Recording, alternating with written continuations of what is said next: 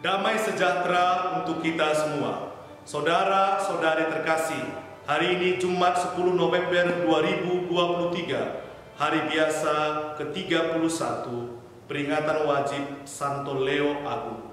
Bacaan Injil diambil dari Injil Lukas bab 16 ayat 1 sampai ayat 8. Dan Yesus berkata kepada murid-muridnya, ada seorang kaya yang mempunyai seorang bendahara.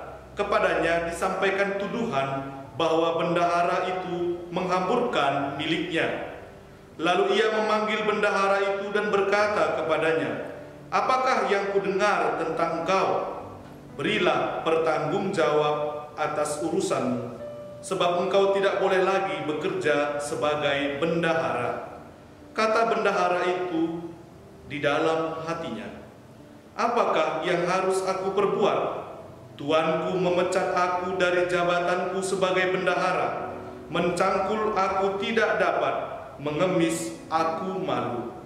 Aku tahu apa yang akan aku perbuat, supaya apabila aku dipecat dari jabatanku sebagai bendahara, ada orang yang akan menampung aku di rumah mereka. Lalu ia memanggil seorang demi seorang yang berhutang kepada tuannya. Katanya kepada yang pertama, berapakah hutangmu kepada tuanku? Jawab orang itu, 100 tempayan minyak. Lalu katanya kepada orang itu, inilah surat hutangmu, duduklah dan buat surat hutang lain sekarang juga 50 tempayan. Kemudian ia berkata kepada yang kedua, dan berapakah hutangmu? Jawab orang itu, 100 pikul gandum. Katanya kepada orang itu, inilah surat hutangmu, buatlah surat hutang lain 80 pikul. Lalu tuan itu memuji bendahara yang tidak jujur itu, karena ia telah bertindak dengan cerdik. Sebab anak-anak dunia ini lebih cerdik terhadap sesamanya daripada anak-anak terang. Demikianlah sabda Tuhan. Tanggapan terhadap situasi dengan budaya kasih. Saudara-saudari terkasih, perumpamaan yang kita dengar dalam Injil hari ini di tempat yang pertama seolah-olah menampilkan sesuatu yang di luar kebiasaan, sebagaimana Yesus tampaknya memuji tindakan bendahara yang tidak jujur. Seorang tuan menghukum seorang bendaharanya yang menghambur-hamburkan harta miliknya, dan ia akan memberhentikannya.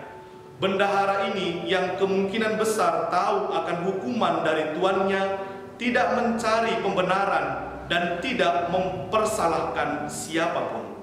Sadar akan kekurangan namun tidak kehilangan semangat, tetapi bertindak dengan segera dan merancang satu solusi yang mungkin terjadi. Dengan kelicikan dan kecerdasannya, ia menciptakan suatu kondisi agar para peminjam dari tuannya mengenalnya, mengurangi hutang-hutang mereka, dan menjadikan mereka sebagai sahabat agar kelak dapat menjadi tempat perteduhannya di masa mendatang. Saudara-saudari terkasih, mengapa Yesus tampaknya seolah-olah memuji tindakan bendahara ini? Jelas bahwa Yesus memuji bukan karena ketidakjujurannya, tetapi karena kelihayannya atau kecerdikannya. Bendahara ini telah menunjukkan kemampuannya untuk bertindak di hadapan sebuah situasi yang sulit tanpa kehilangan semangat. Dia bertindak tepat terhadap bahaya yang akan terjadi dan mencari satu solusi. Dia dengan penuh semangat menghadapi situasi yang terjadi, dan sesungguhnya demikianlah seharusnya kesiapsediaan setiap orang Kristen dalam mengenal situasi-situasi yang menjauhkan mereka dari Allah dan menemukan solusi untuk segera memperbaikinya, bersemangat untuk lekas mengubah arah hidupnya dan bertobat. Yesus menasihati murid-muridnya sebagai anak-anak terang untuk selalu hidup atas jalan kasih. Sebagaimana anak-anak dunia dalam cerdik untuk mengejar kenyamanannya, demikian juga anak-anak terang, anak-anak Allah harus cerdik untuk menanggapi panggilan Allah untuk hidup dalam kasih dan dalam pertobatan. Saudara-saudari terkasih, setiap manusia dipanggil untuk menjadi bendahara yang bijaksana atas apa yang ada di dunia ini. Semua ini bukanlah milik kita, semuanya adalah milik Tuhan, mulai dari kehidupan kita sampai kepada akhir dari semuanya. Semua yang dimiliki oleh seseorang dan yang segala sesuatu dihasilkannya adalah bersumber dari rahmat Tuhan. Semua rahmat ini diberikan supaya dapat berbuah dan berkembang bagi kebaikan sesama dan pelayanan kepada Allah. Kebaikan pertama yang Tuhan anugerahkan bagi kita adalah hidup.